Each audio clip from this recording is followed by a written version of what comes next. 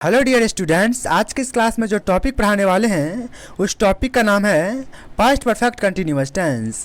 आज की इस क्लास में पास्ट परफेक्ट कंटिन्यूअस टेंस के बेसिक लेवल से लेकर एडवांस लेवल तक के हर एक कॉन्सेप्ट को क्लियर करेंगे।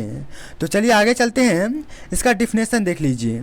इसका डिफिनेशन है पास्ट परफेक्ट कंटिन्यूअस टेंस का प्रयोग किसी काम के अतीत में किसी विशेष समय तक लगातार चलने को दर्शाने के लिए इस टेंस का प्रयोग करते हैं। देखिए, पास्ट परफेक्ट टेंस जो होता है उसका हम प्रयोग जब करेंगे तब किसी कार्य के बीते हुए समय में किसी विशेष समय तक लगातार चलने को दर्शाते हैं। जैसे देखिए, मैं सुबह से पढ़ा रहा था, तो यहाँ पर क्या हुआ, पढ़ाने का काम जो है वह सुबह से जारी था। यहाँ पर देखिए आगे यह दिखाता है कि कोई भी काम बीते हुए समय में काफ़ी देर से काफ़ी समय से चल रहा था। जैसे एग्जाम्पल आगे देख लीजिए। एग्जाम्पल में है वह सुबह से काम कर रहा था। He had been working since morning. वह सुबह से दौड़ रहा था। He had been running since morning. इस टाइप से बनेगा। तो चलिए आगे समझिए। हेल्पिंग वर्ब समझ लीजिए। यानी हेल्पिंग वर्ब को हिंदी में कहते हैं सहायक क्रिया। देखिए, हैड बीन का जो प्रयोग है वो सभी सब्जेक्ट के साथ किया जाता है। जैसे I had been, you had been, they had been, he had been, she had been, Aman had been, या किसी भी सब्जेक्ट हर सब्जेक्ट के साथ इस हैड बीन का प्रयोग किया जाता है। चलिए स्ट्रक्चर देखते हैं। स्ट्रक्चर हो जाएगा, देखिए, पहला अफर्मेटिव सेंटेंस जिसे हिंदी में सकारात्मक वाक्य कहते हैं। इसका बनाने के लिए जो स्ट्रक्चर का प्रयोग किया जाता है वो स्ट्रक्चर है, सबसे पहले सब्जेक्ट को रखना है, उसके बाद हैड बीन को रखना है, उसके बाद V1 के साथ ING लगाना है।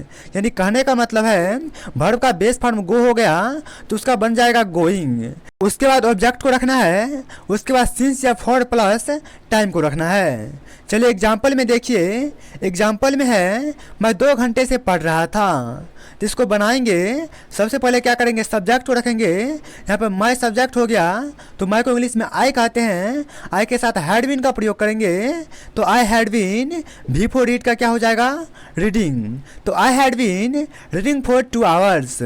आगे देखिए, वह सुबह से खाना पका रही थी। वह को इंग्लिश में क्या कहते हैं, लड़का के लिए ही और लड़की के लिए सी। तो सी हैड बीन कुक का भी फॉर हो जाएगा कुकिंग। तो she had been cooking food since morning. आगे देखिए, वे 3 घंटे से क्रिकेट खेल रहे थे। They had been playing cricket for 3 hours. चलिए आगे चलते हैं। जैसे मैं सुबह से पढ़ा रहा था। I had been teaching since morning. चलिए आगे है निगेटिव सेंटेंस जिसे हिंदी में नकारात्मक वाक्य कहते हैं। इसको बनाने के लिए जो स्ट्रक्चर का प्रयोग किया जाता है वो स्ट्रक्चर है, सबसे पहले सब्जेक्ट को रखेंगे, उसके बाद हैड नॉट बीन को रखेंगे क्योंकि नॉट का प्रयोग इसलिए करेंगे क्योंकि ये निगेटिव है। उसके बाद V1 के साथ ING का प्रयोग करेंगे। यानी वर्ब का बेस फॉर्म होता है गो, उसके साथ गोइंग का प्रयोग करेंगे। यानी V1 के साथ ING का प्रयोग करेंगे। कहने का मतलब है सिर्फ V4 का प्रयोग करेंगे। उसके बाद ऑब्जेक्ट को रखना है, उसके बाद सिंस 4 के प्लस टाइम को रखना है। यानी सिंस 4 के साथ टाइम को रखना है। तो इसका एग्जाम्पल देख लीजिए। एग्जाम्पल में पहला है मैं 2 घंटा से नहीं पढ़ रहा था। तो मैं को इंग्लिश में क्या कहते हैं, आई के साथ हैड नॉट बीन का प्रयोग करेंगे। तो I had not been V1 के साथ ING का प्रयोग करेंगे तो रीड का हो जाएगा रीडिंग। तो I had not been reading for 2 hours.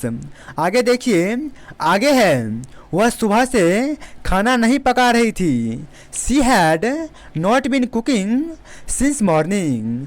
वे 3 घंटे से क्रिकेट नहीं खेल रहे थे। They had not been playing cricket for 3 hours.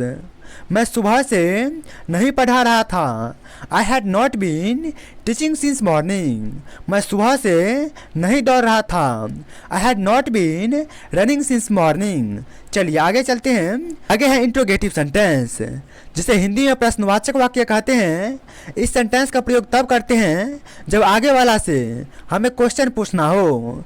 जैसे क्या तुम 2 घंटे से पढ़ रहे थे। तो इसका स्ट्रक्चर हो जाएगा, सबसे पहले हैड को रखेंगे, उसके बाद सब्जेक्ट प्लस बीन, उसके बाद V1 को रखेंगे, उसके उसके बाद आईएनजी लगाएंगे, यानी वर्ब का बेस फॉर्म जो होता है उसके साथ आईएनजी का प्रयोग करेंगे। उसके बाद ऑब्जेक्ट को रखेंगे, उसके बाद सिंस फोर के प्लस टाइम का प्रयोग करेंगे, यानी सिंस फोर के साथ टाइम का प्रयोग करेंगे। एग्जाम्पल देखिए, एग्जाम्पल में है क्या तुम 2 घंटे से पढ़ा रहे थे, तो क्या तुम 2 घंटे से पढ़ा रहे थे, तो सबसे पहले हैड को रखेंगे, उसके बाद सब्जेक्ट को, तो had you been studying for 2 hours. आगे है क्या वह सुबह से खाना पका रही थी, क्या वह सुबह से खाना पका रही थी, had she been cooking since morning. आगे है क्या वे काफ़ी देर से खेल रहे थे, had they been playing for a long time. कि जैसे क्या मैं सुबह से पढ़ा रहा था, क्या मैं सुबह से पढ़ा रहा था, had I been teaching since morning. क्या मैं सुबह से दौड़ रहा था, had I been reading, had I been reading since morning. चलिए इस टाइप से बन जाएगा। चलिए आगे देखिए, आगे है इंट्रोगेटिव प्लस निगेटिव सेंटेंस, यानी प्रश्नवाचक वाक्य प्लस नकारात्मक वाक्य। इसका स्ट्रक्चर हो जाएगा, सबसे पहले हेड को रखना है, उसके बाद सब्जेक्ट को रखना है, उसके बाद नॉट बीन को रखना है, उसके बाद V1 के साथ एनजी का प्रयोग करना है, यानी V4 को रखना है, उसके बाद ऑब्जेक्ट को रखना है, उसके बाद सिंस 4 के साथ टाइम को रखना है। एग्जाम्पल देखिए, एग्जाम्पल में है क्या तुम 2 घंटे से नहीं पढ़ रहे थे, तो had you not been studying for 2 hours. आगे है क्या वह सुबह से खाना नहीं पका रही थी, had she not been cooking since morning. चलिए अगला देखिए, अगला है क्या वे काफ़ी देर से नहीं खेल रहे थे, had they not been playing for a long. ऐसे देखिए, मैं सुबह से, क्या मैं सुबह से नहीं दौड़ रहा था, had I not been running since morning. क्या मैं सुबह से नहीं पढ़ा रहा था, had I not been teaching since morning. इस टाइप से सेंटेंस बनेगा। चलिए अगला देखिए, अगला है WH क्वेश्चंस, जिसे WH शब्दों के साथ प्रश्नवाचक वाक्य भी कहा जाता है। इसी को WH फैमिली भी कहा जाता है, WH वर्ड सेंटेंस भी कहा जाता है। तो इसका स्ट्रक्चर देख लीजिए, सबसे पहले WH वर्ड को रखना है, यानी WH से शुरू होने वाले जितने भी वर्ड हैं उसको पहले रखना है। जैसे वाट, वाई, वाई का मतलब, वाट का मतलब क्या होता है, क्या, वाई का मतलब होता है क्यों, वैन का मतलब होता है कब जब। इस टाइप का वाक्य होता है, इस टाइप का वर्ड होता है और इसको हम वाक्य में प्रयोग करते हैं। चलिए आगे देखिए, अगला एग्जाम्पल है, पहले स्ट्रक्चर को देख लीजिए।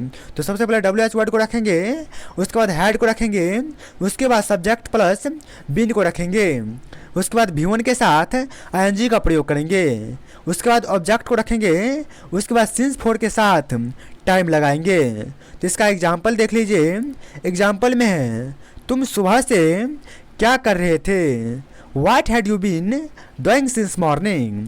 आगे है वह वर्षों से कहाँ रह रही थी, वह वर्षों से कहाँ रह रही थी, where had she been living for years.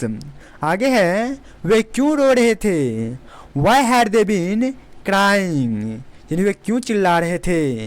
ऐसे देखिए, मैं क्यों सुबह से पढ़ा रहा था, why had I been teaching since morning, मैं क्यों सुबह से दौड़ रहा था, why had I been running since morning. इस टाइप से बनेगा।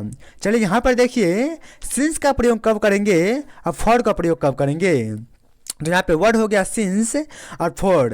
सिंस देखिए यहाँ पे एग्जैक्ट टाइम, यानी किसी निर्धारित समय के लिए हम सिंस का प्रयोग करेंगे।